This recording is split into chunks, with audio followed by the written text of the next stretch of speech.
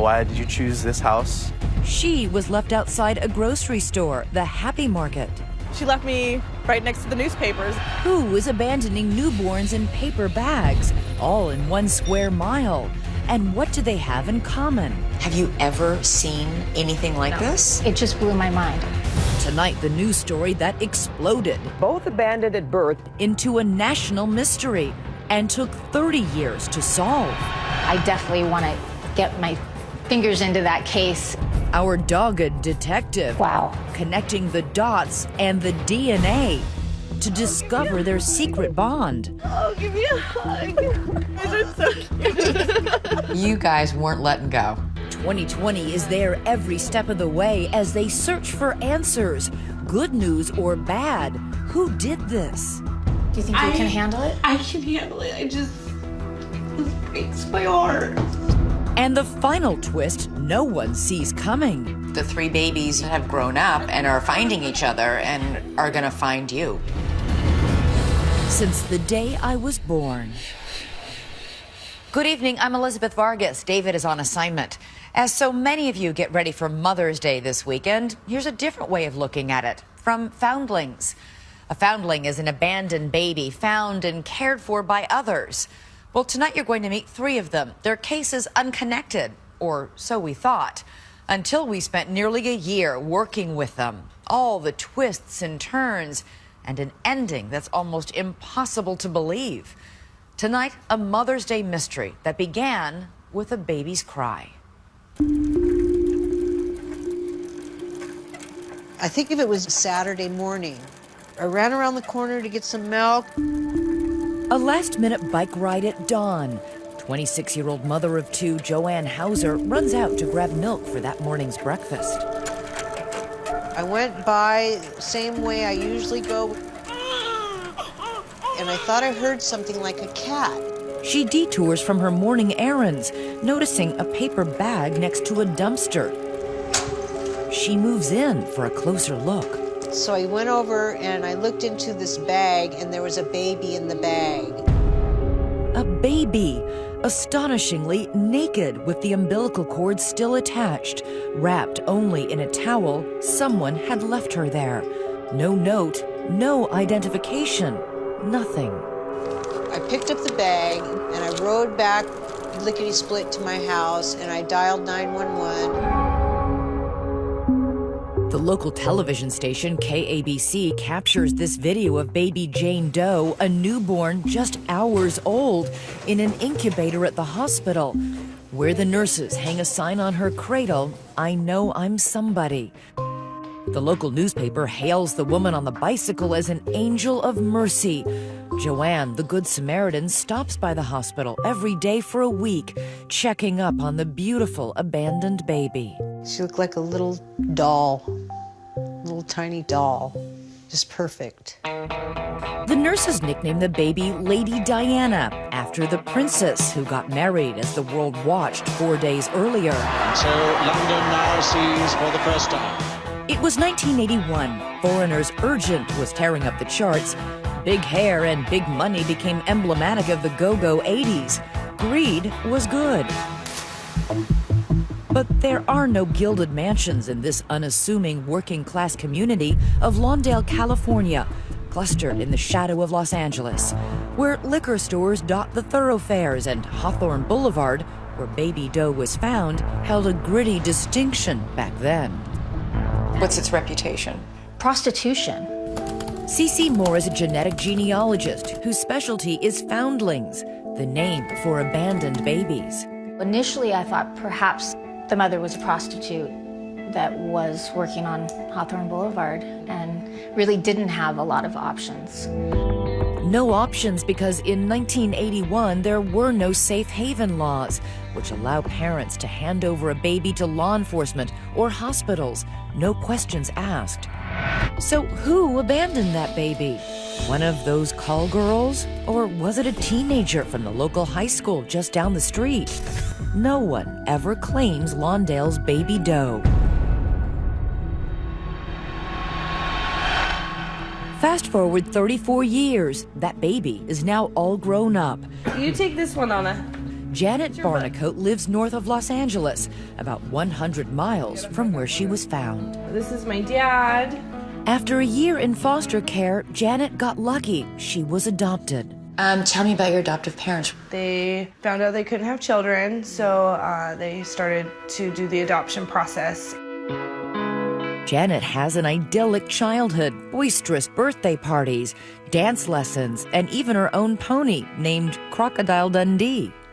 Around the time Janet entered junior high school, she started to pepper her parents with questions about her past. Do I have siblings? Who are my parents? Why was I adopted?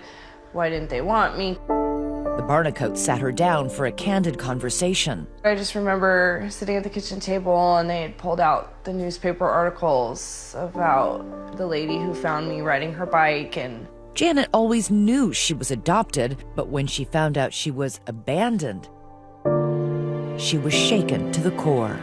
I got really mad and angry, and I held on to that for quite a long time. And Mad and angry at my birth mother for, felt like she tossed me away. It was tearing me up inside, and I couldn't handle that anymore. And then you're gonna go G, rest. Janet is now mother to her 5 children. Once upon a time, once having my own children, you figure out what that natural true love is, and I just couldn't understand how she didn't have that for me. Because Janet is a foundling, she has no identifying information, no medical records, no birth certificate. It's a total blank slate. As far as identity, there's no history, there's no roots. Desperate for any clues, Janet turned to that 34-year-old newspaper article and comes up with a name. That Good Samaritan who found her in the paper bag, Joanne Hauser. She was my last connection to my birth mother. She uploaded a picture of herself holding a sign looking for that woman on the bike. I'm so excited. Hi. Oh. And that led to this emotional, heartfelt reunion with her guardian angel in 2013, all captured on video by a friend. She told me that I wasn't crying, more of like a whimper, and I imagine you also must have thanked her that day. oh, I did, yes. She could have just kept going, and I wouldn't be sitting here today. They became Facebook friends and agreed to stay in touch. But in terms of Janet's family tree, Joanne is a dead end, offering no clues about Janet's mysterious abandonment. The only other way that they can learn about their heritage and their birth families is DNA. She sends a saliva sample to Ancestry.com, and almost immediately, Baby Doe hits pay dirt, a notification she has a match. And I was like, what? Wait a minute. But not just any match, a match on her maternal side. It's a brother sharing the same mother. His name, Dean Hundorf. Elated, Janet looks him up on Facebook, and staring back at her is a mirror image of herself. And I was like, oh my goodness, it's a boy version of me. Well, that must have been a thunderbolt. I mean, to think all your life I will never know anything about my biological family. Now, boom. It was amazing. It was so great. When we come back, what's the bombshell about that brother's past that could be the biggest clue yet? It's an extraordinary thing for a mother to abandon one baby, but to abandon 2. Stay with us.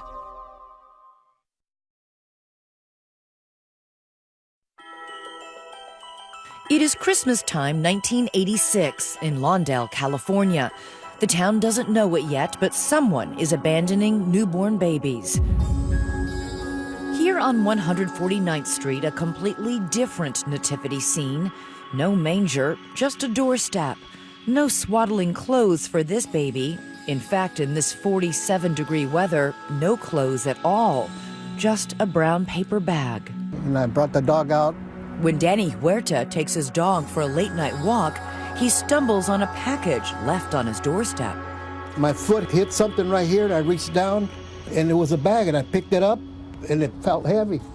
You know, something's in here. And there was a baby in there, baby boy.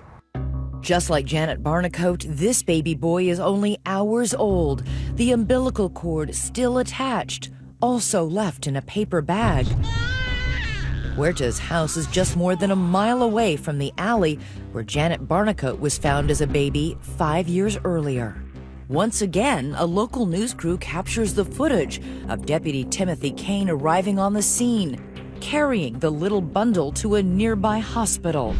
29 years later, he remembers it like it was yesterday. It was extremely dark that night. It was cold. He appeared to be 2 to 3 hours old.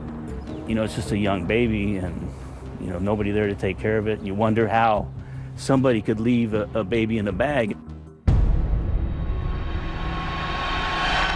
Flash forward 29 years. Oh, wow, look at it. There it goes. That baby is a grown-up father with his own baby boy. Peekaboo. Dean Hundorf lives with his wife Adrian in Wisconsin. He's the long-lost brother Janet has found through DNA. Like his sister, Dean was also adopted by a loving family. Lots of kids who are adopted grow up with lots of questions. Absolutely. What were yours? I can remember one major thing that sticks out in my mind, what my ethnicity was. I was a big kid growing up, so my friends thought, you know, maybe I was Samoan or, you know, something like that. Trips to the beach, happy Christmas mornings, Little League games. Dean had a childhood to be envied, but nevertheless, he felt incomplete. I always was wondering where I came from, who my parents were, and, you know, I maybe tried to push it aside just to forget about it, but, you know, it was always there. When Janet and Dean begin to compare notes online, they realize not only are they both adoptees, but unbelievably, they discover they were both abandoned by the same mother. I said, yeah, I was abandoned at birth and I don't have any information about any of my family. And then that's when she said, well, you know, the same thing had happened to her. I imagine she did the same thing I did and was like, whoa, what's going on? A DNA detective for 16 years, genealogist Cece Moore, says the story of Janet and Dean may be a first. At that point, I had never seen it before. It's an extraordinary thing for a mother to abandon one baby, but to abandon two. Yeah, it's hard to imagine what her circumstances must have been. Dean flies 2,000 miles to Los Angeles to meet Janet for the first time. It is so extraordinary for two foundlings to be related and then find each other. The local news is there to cover it. What was that like to put your arms around your sister for the first time in your life? It was like we had known each other forever and there was never, like we never skipped a beat. It was a brother hug. Once again, Janet's on Facebook celebrating the new bond forged by blood. But that vexing question remains. What kind of mother abandons not one but two babies, just 5 years apart and a mile away from each other? In a case like this that's really unique, I definitely want to get my fingers into that case and try to do some detective work to see what I can find. Meanwhile, Dean is doing some detective work of his own. Just like Janet, Dean feels the need to go back to the people who found him. He lands on that doorstep once again, where he was orphaned. And there, another lucky break. I'm Danny. Danny. Hi. I'm Dean. The same family still lives there. Come on in. It's good to see you. As he did 29 years ago on this stoop, Danny Huerta takes Dean into his arms. Danny also spent the last 3 decades wondering what happened to that baby. This is the baby you and Dad found. Inside, Dean is introduced to Danny's family. I always wondered, where's that baby you found? And I says, can we keep him? They just, no, honey. I had a good life, but just recently I wanted to, you know, get some answers. And in his honor, they have a warm surprise. We thought about you all your birthdays. We didn't forget. But as meaningful as it is to reconnect with the people from his past, none of them can provide any clues to Dean to how or why or who abandoned him at birth. Once again, Janet and Dean have hit a brick wall. The hunt for the biological mother became the priority. How did you help them make their first breakthrough? So when I work with people of unknown parentage, one of the most important things is that they utilize all the resources. Cece knows finding their birth mother is a long shot. She believes the only way they might do it is to widen the DNA net. So in addition to Ancestry.com, she adds their DNA to databases 23andMe and Family Tree DNA. That widens our pool from about 1 million people to about 2.5 million. We call it fishing in 3 ponds. And sure enough, they get a bite. Wow. Only not the bite they were expecting. I saw that they had another really close match. It's yet another sibling, a sister neither of them knew they had. And I was like, holy cow, are you serious? Surely this sister has answers. She must know who their mother is. No one abandons 3 babies, or do they? When I saw that in the middle of the night, I just was knocked off my chair. I mean, literally. The wheels instantly started turning. What's going on here? Stay with us. "2020 continues with Since the Day I Was Born."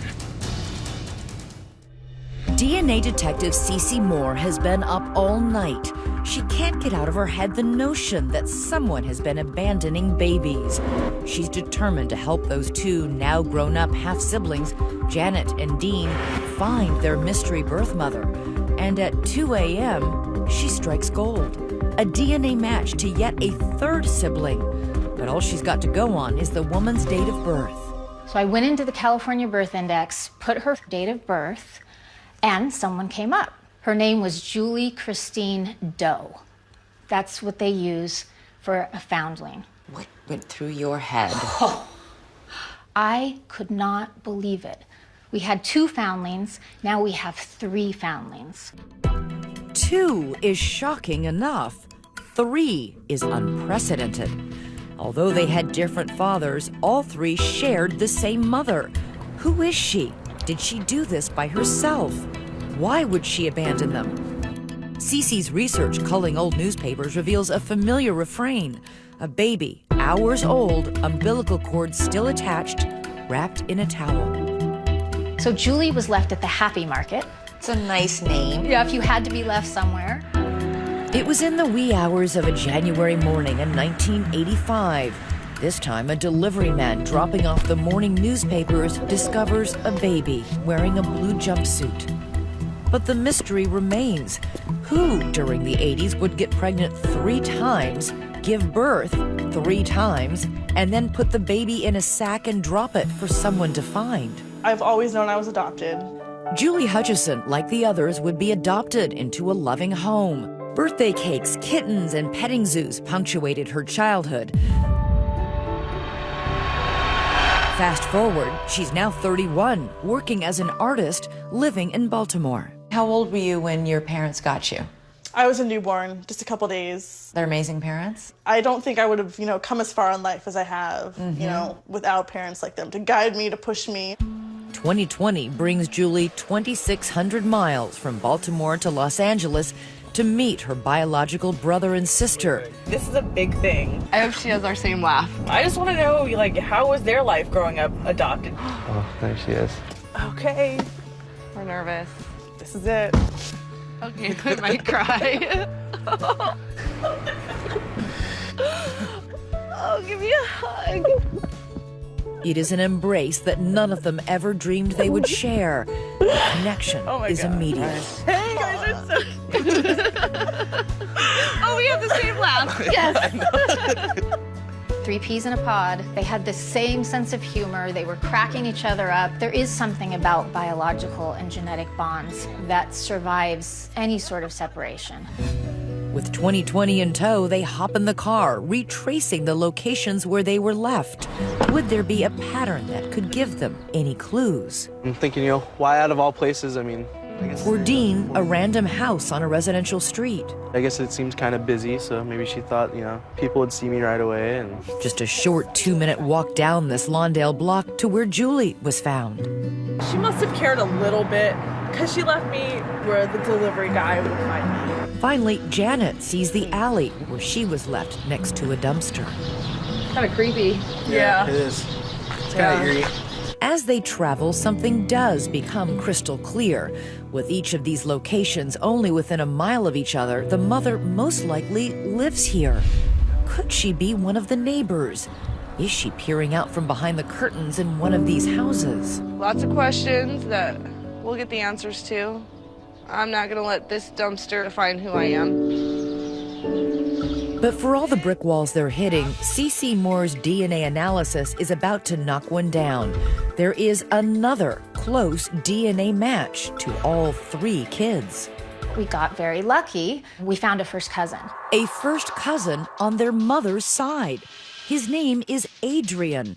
And here is where it gets interesting, because CeCe looks Adrian up on Facebook, and there she is stunned.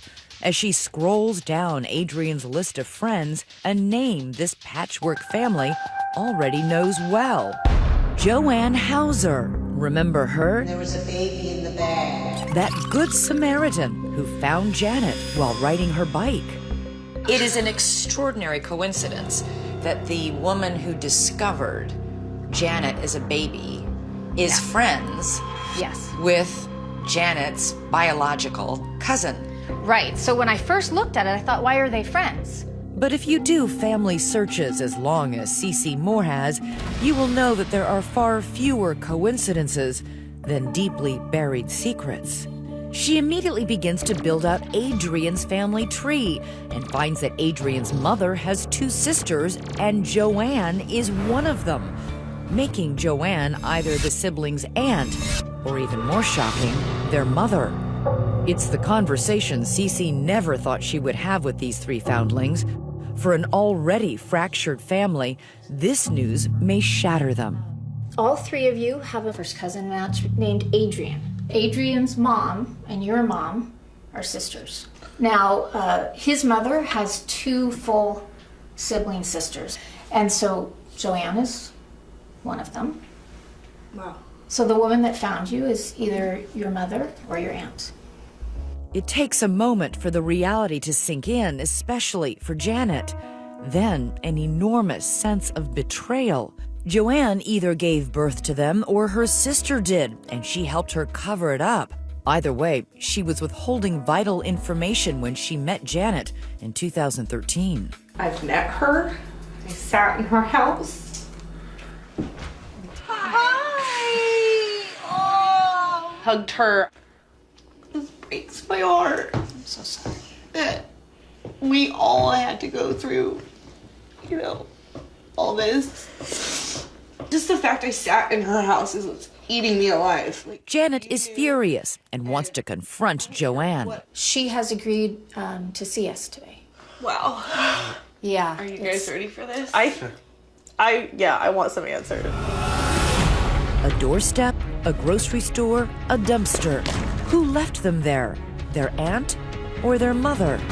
After a long, arduous journey, the truth is now just one step away. Not 6 degrees of separation, we're down to 1. Stay with us.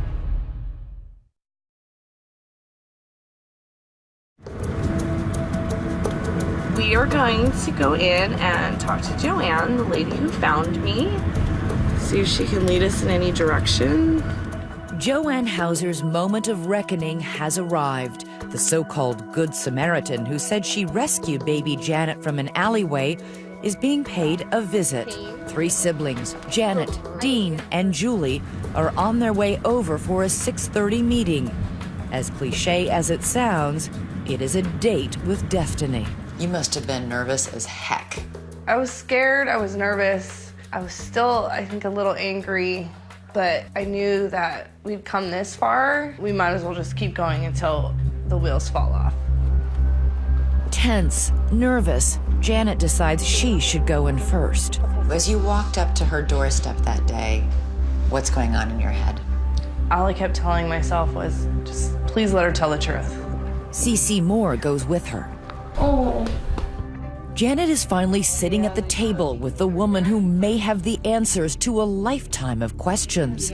CeCe is thankfully there to break the ice. I've been working with Janet. There was a man named Adrian, your sister's son. Yeah. And he came out as Janet and Dean and Julie's first cousin. Oh, yeah. So that leads us back to you. Yeah. After more than 3 decades of harboring a dark secret, Joanne can hold it in no longer. Well, okay, I have something to say. Today I decided I better come clean. When I've been living with the guilt for so long, it's just a secret I've been carrying all these years, you know? And it's probably mind-boggling, but yeah, I did give birth to you. I knew it. Yeah. I just want you to know I'm not mad so at you. sorry. I'm so sorry. I'm not mad at This you. is a monumental thing. Finally, the truth. A 34-year-old mystery is solved. Joanne wasn't her guardian angel. Joanne is her birth mother. And I know this has impacted your life and the life of It the other has, two. but I forgive you. I'm so I really do. I sorry. forgive you. How can you forgive me, though? I mean, it's killing me because I abandoned you guys, you know? You know what? Foundlings, people that were abandoned, what I have found is they're the most forgiving, loving people I've ever known. I'm not exaggerating. I suppose you would have to be, huh? But we want you to know we're not mad at you. We love you. And when she finally came clean, I could feel like her burden. I could feel it and I could see it, and I just couldn't be mad at her. All that anger just disappeared? It did. I hated you. Not you, but I hated you. Yeah, I know. And I can't anymore. Janet asks about that story that's come to define her whole life. Please tell me I wasn't in an alley. No, you weren't. Oh, thank God. No, I just made the call and they came and I just made up a story. So Janet was never abandoned in an alley. It was all a ruse. But what about Julie and Dean? They're about to come face to face with their histories as well. They are here and they want to meet you. Where are they? Outside. Moments later, Dean and Julie appear at the door. Come. So, this is Julie. Hey! Julie, hi. The 2 children Joanne has not seen since they were born And this is Dean. Oh my God. are reunited with their birth mother. As soon as I walked in there, my heart broke for her. Why? This is a woman who's been through so much. Like I said. You know, I can't hate her. I just want you to know that I do love you. Yeah. Do you? Yeah. We all do. He's the quiet one. For Dean, forgiveness comes hard. She just looked like a stranger to me. You know, she didn't There look. was no flicker of recognition? No. Not like you had with your own sister? No. I can't imagine you've ever forgotten about us, right? Never. Harboring a secret has clearly taken a toll. They're about to learn just how big. It's been killing me all this time, and it's killing me now. No. It is not a figure of speech. Joanne recently suffered both a heart attack and a stroke. The timing was significant. It happened just as Janet, Dean, and Julie's odyssey was playing out on Facebook. And Joanne, a Facebook friend, was watching it all. Joanne watched Janet find Dean and then watched her find Julie. Can you imagine if you were Joanne, how you must have been feeling? I would think terrified might be one of the things, because at this point, the 3 babies you abandoned have grown up and are finding each other and are going to find you. It's like all over Facebook and everything. It's really killing me. I have to have open heart surgery within a few weeks. Oh, no. Yeah. The whole process from her meeting me to us finding Julie, I think it really did a toll on her. Miraculously, they've met their birth mother after endless searching, only to realize their time with her may be limited. What were the most important questions you needed her to answer? Did she love us? You loved us. Yeah. Yes. And I'm sure that I still do. Yeah. She said, oh God, yes. I still do. I'm so sorry. You're okay. Come here. When we come back, for the first time, the woman with a lifetime of secrets opens up to 2020. Why did she do this? How did she do this? Did she have help? Tell me what you were thinking. You're asking me these questions, and I would like to know the answer myself. Stay with us.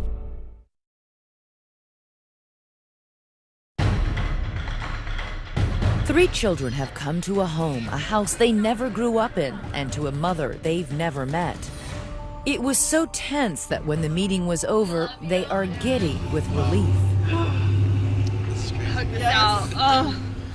But for Joanne Hauser, there is no relief, just shame, weighed down by the secret she alone knew about and never spoke about until now.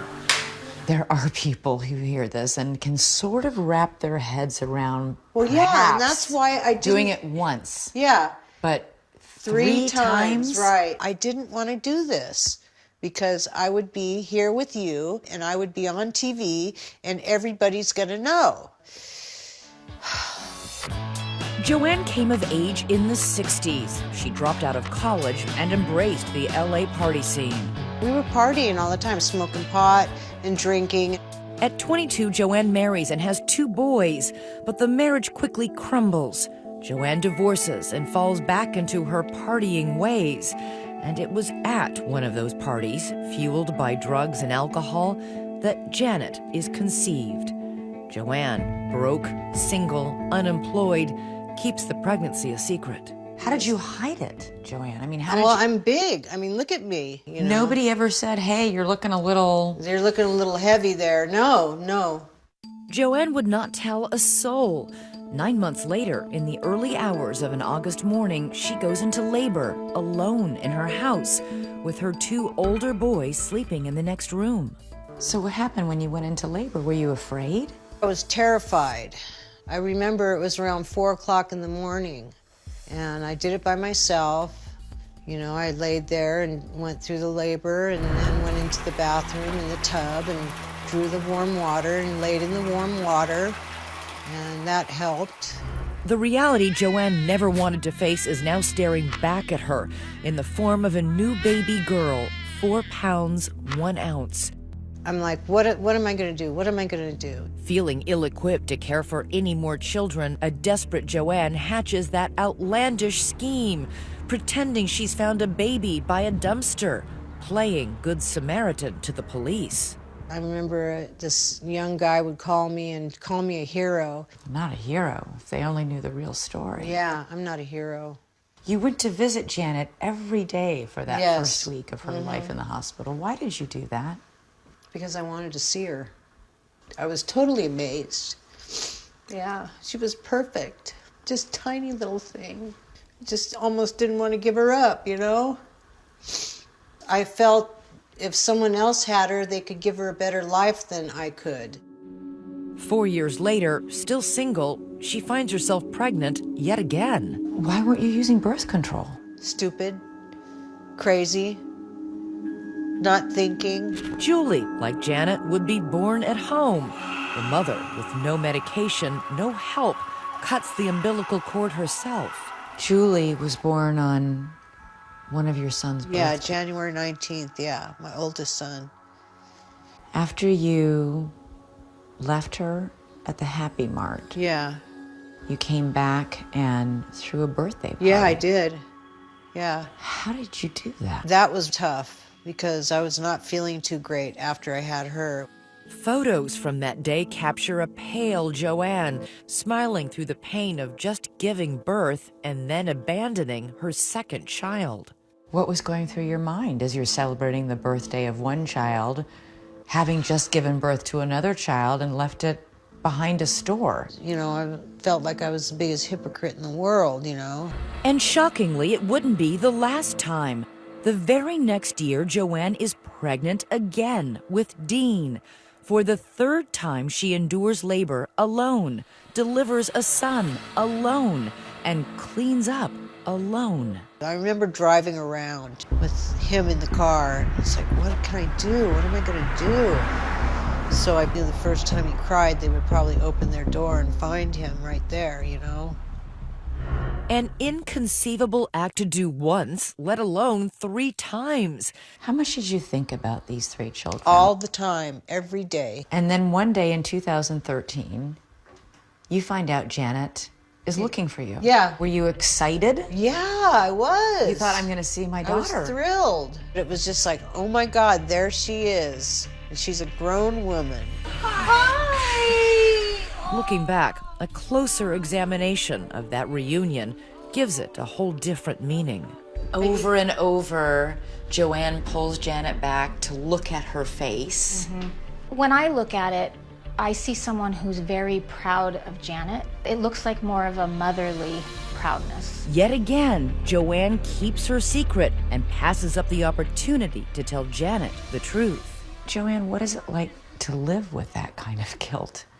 That kind of shame? I'm blown away at their kindness. Their forgiveness. Their forgiveness, right. Have you forgiven yourself yet? I don't think I have.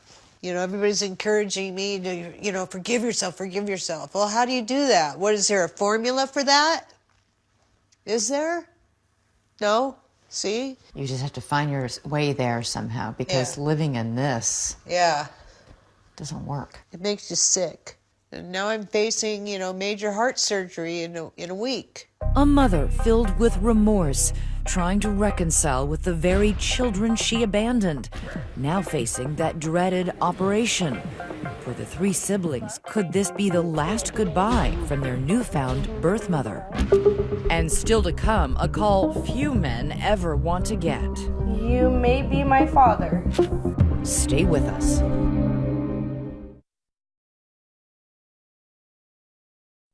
It is 5 o'clock in the morning, and I'm here at the hospital because my biological mom is having heart surgery. Did you get any sleep last night? A little bit.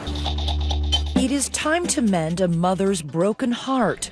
Janet wonders if this hug is her last. I love you. I love you too. Just before she goes into surgery, Joanne has one last gift for her children, the names of the men who fathered them. Even if she made a lot of bad choices in the past, she's starting to make good choices now. There's never a phone call that someone is expecting to get. Normally I call. Cece coaches Janet through a phone call to the father, Kent. Okay. And after leaving a message, a call back. Oh, what do I do? Pick up, pick up. Hi, Kent. How are you? Yes, you may be my father. I actually do know who my mother is. Her name is Joanne. Were you with a woman named Joanne in the 80s? Kent truthfully acknowledges that he was with Joanne back then, but says he is in shock. He's just trying to take it all in. I couldn't imagine what you would be going through with a phone call from someone random. Hey, I'm your daughter. Aww. But then something unexpected. Choking back tears, he tells Janet he always wanted a little girl. Bye-bye. Oh, that broken heart. He's crying. A few days later, father and daughter meet for the first time. Oh, It's so good to see you. me too. I love you like my little girl. Little did Kent know he's also a grandfather. And Janet wasn't the only one who got to meet her birth father. Julie meets her birth father,